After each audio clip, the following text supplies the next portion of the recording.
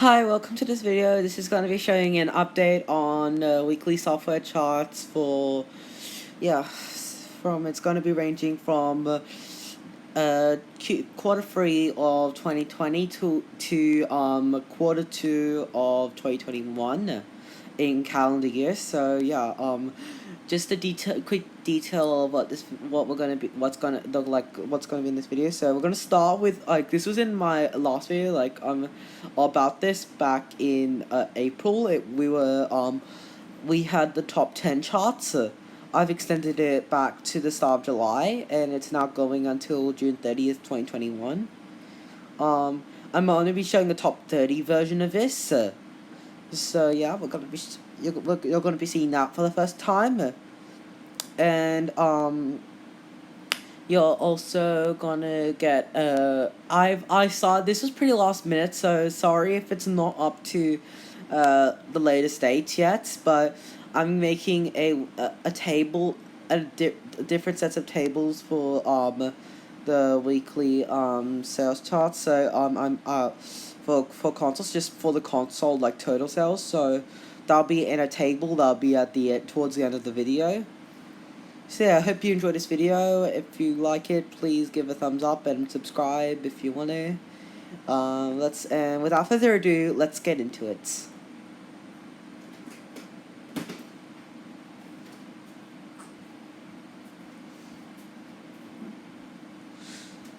So throughout 2020, I've extended it, and some of the biggest releases were in this month of July, including Ghost of Tsushima, which was on the PlayStation 4, and Paper Mario: The Origami King.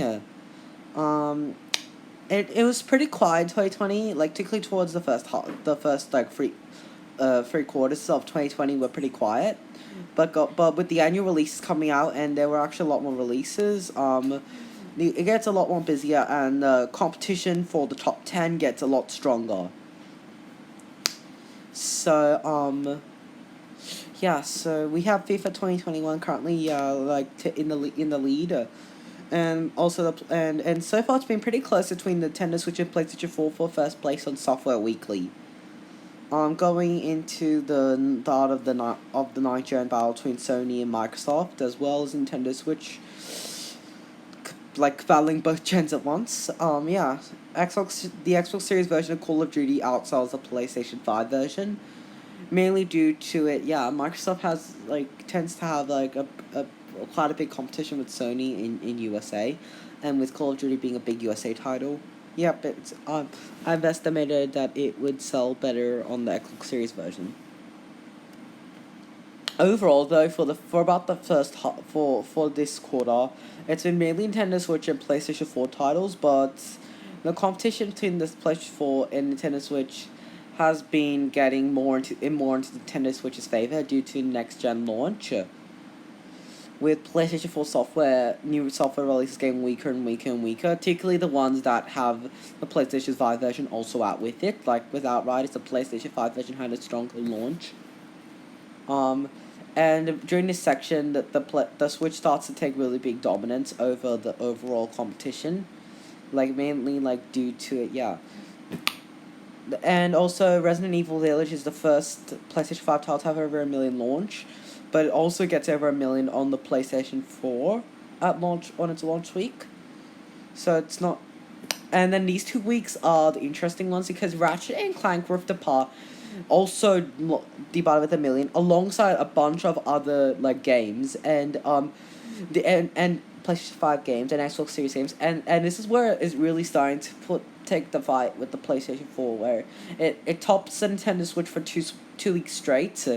Because as you might have not seen on the UK charts, the PlayStation 5 version, the overall version of Ratchet and Clank. Actually, no. Sorry, guys. Ratchet and Clank Rift Apart on the PlayStation 5 only, and it actually did better in its second week in some countries than its first week.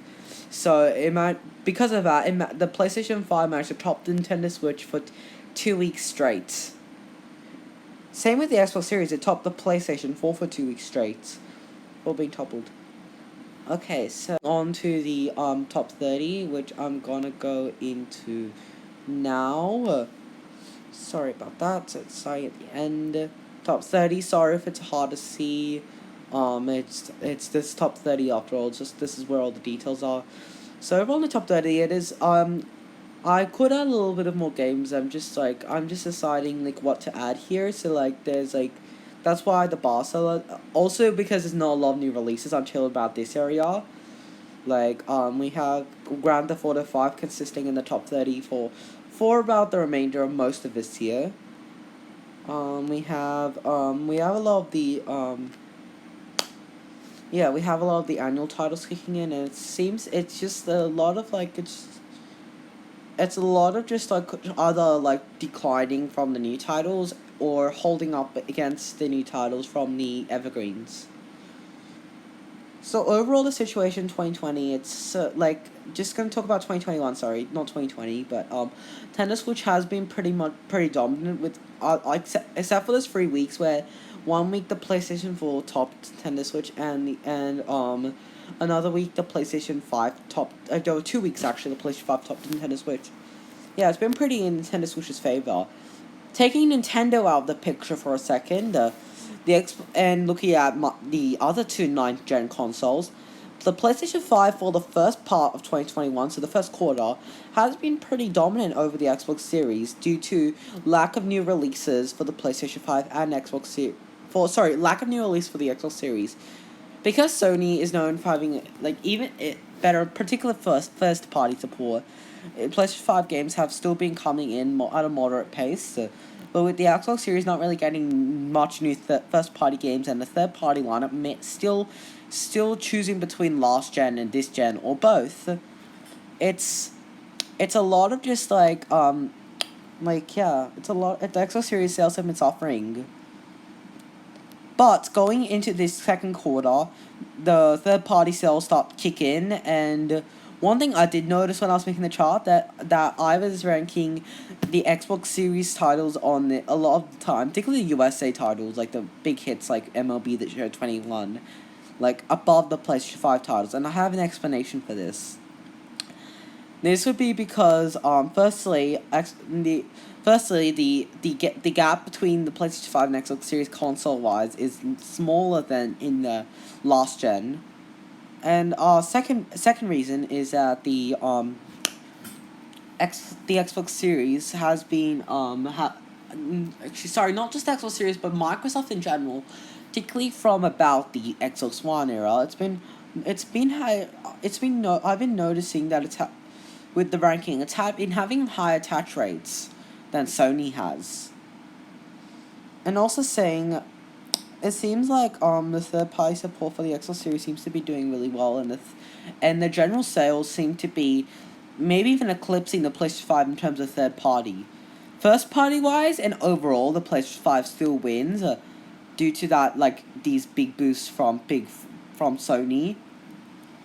But yeah, I would say if Xbox Series if Microsoft can improve its first party support on the Xbox Series, I could see it giving the PlayStation 5 a run for its money in terms of total software count. Speaking of total software count, let's go into the table. We have some sales data. So just some notes before we go into the tables. Xbox One sales data is 100% estimated, as there are no consistent software data. And yes, you could say the country charts are consistent, but most of the country charts don't really tell the individual console sales. Italy is an exception, and a couple other countries. Also, estimations are calculated off the software data from the weekly global console software sales. So that was the chart I just showed you guys. So yeah, you just saw it. Yeah, it's based off this. So I added up all the data. And total sales are based off. This initial total sales is based off the financial reports from Nintendo and Sony. Microsoft is estimates. Xbox One's 100% estimate of its total sales, but its Xbox Series software sales, this is based off its sales from launch, because my chart actually covers the launch period of the Xbox Series and PlayStation 5. So I'm including I just added all the data for both the PlayStation 5 and Xbox Series. So yeah, and I'm including the 3DS because it's still doing okay sales, and it did sell over 1 million software units this quarter, and it's still getting some third-party support. actually during this quarter there are actually like a couple like two or three two releases. Also, sorry about the tables. Like, this will only go up to the end of February because this was a last minute decision, and I really want to show it to you guys. So it's only gonna go up to February. Sorry about that, but I will be extending them if you guys like, particularly if you guys like them. And also, just another word, just a count. The 2nd of January 2021 is technically part week 53 of the set of 2020, but I included it because why not? I needed to have a percentage change for the following week, so I included it regardless. So starting off in second of January 2021, or actually in general, we have Nintendo Switch with total sales at 532,340,000 units of software. PlayStation 4 is at 1,491,000,000 units of software. The Xbox One's at 400 million units of software. The PlayStation 5 is at 9.6 million units of software, and the Xbox Series is at 8.37 million units of software. And Nintendo 3DS is at 385,850,000 units of software. And also another fun fact about this, recently it's been reported that the PlayStation 4 has dethroned the PlayStation 2 in terms of software count. So, congrats to the PlayStation 4. It's now the best-selling console in terms of software units of all time. So going into the overall construction for January, at the start of January, of course, there was a big decline back from the holidays, with the 23rd of January, like, getting some moderately big release for the last gen and this gen Sony platforms, plus the Nintendo Switch. So yeah, that we saw a boost on the 23rd of January 2021 from that, and also on the 16th of January 2021 we got a 3DS release, Bricks Defender game. We actually saw multiple of them get released in February. So actually, this was a USA release of it. It was already released in Japan back in 2020. So yeah, that's why it has more decline here in the 16th of January 2021. Overall, in January, the Nintendo Switch dominated. It almost ended, nearly doubled the PlayStation 4's software sales. It wasn't quite. PlayStation 4 was about 5 million units of software in January, and Nintendo Switch was just under 8 million. And the Xbox One was at 2 million, barely eclipsing the PlayStation 5 at about 1.7 million, and the Xbox Series at about 1.1 million. And Nintendo 3DS is in last place at about 223,000 units of software. So so overall, January was a pretty good month. All consoles seem to be doing pretty good. 3DS holding up despite Nintendo Switch releasing 4 years ago. Its predecessor, the Nintendo 3DS, is still holding up like little bits. Going into February, the PlayStation 4 entered February in the lead with a new release. The PlayStation 5 called Neo 2, the complete edition. The PlayStation 5 got a remaster of the first game, which released back in March based on the top of my head of 2020. But the PlayStation 5 also got the second version of Neo 2, which also saw its sales exceed 1 billion units. Also, we started to see overall Microsoft decline because like I said in the chart part, the Xbox Series didn't really reach new software standards, new big releases. During the first quarter, there weren't many new software pretty big releases of software. Most of them came for the PlayStation 4, Nintendo Switch, and Xbox One. And the PlayStation 5 all had its first party support, which is why in the coming months after February, we will start to see the Xbox Series software overall close in on the PlayStation 5. Stay tuned for that. That'll probably be next quarter or in September. We'll probably see more about it. So yeah, going into it, PlayStation 4 was in the lead. Nintendo Switch ended up taking a big jump from Super Mario 3D World plus Bowser's Fury release, which had about over a 2 million unit launch week. But overall, the PlayStation 4 did actually outsell the January month. So going down, the Nintendo Switch was the best-selling console, actually up from January by 61% due to 3D World's launch, mainly. The PlayStation 4 was up 18%, partially due to Neo 2, and also partially due to Discreet 5. So it was just under 6 million, and Nintendo Switch more than doubled the PlayStation 4 in February. The PlayStation 5 was third best-selling console, outselling the Xbox One at 2.2 million units, with a 31% increase from January, which is, again, due to Neo 2. The Xbox One had a 32% drop due to, due to lack of new releases, the only big release being Little Nightmares 2, which also released on Nintendo Switch and the PlayStation 4. So the Xbox One sold about 1.45 million units, The Xbox Series took a big hit due to, pretty much no big new releases, no, hit titles, so it took a big hit because of that. 60% drop, 447,000 units sold of software in February. Nintendo 3DS had a slight bump. This was mainly because it had two more Brick Defender games that were being released in overall, it was released in USA and outside of Japan again, so that jumped 4% to about 230,000 units. Looking at lifetime sales right now as of February 2021, Nintendo Switch is about just under 553 million units. The PlayStation 4 is over 1.5 billion units sold in terms of software. PlayStation 5 is currently at 13.5 million units in software count. Xbox One's at about 403 million and a half. And Xbox Series is barely below 10 million. So it's about 3.5 million behind the PlayStation 5.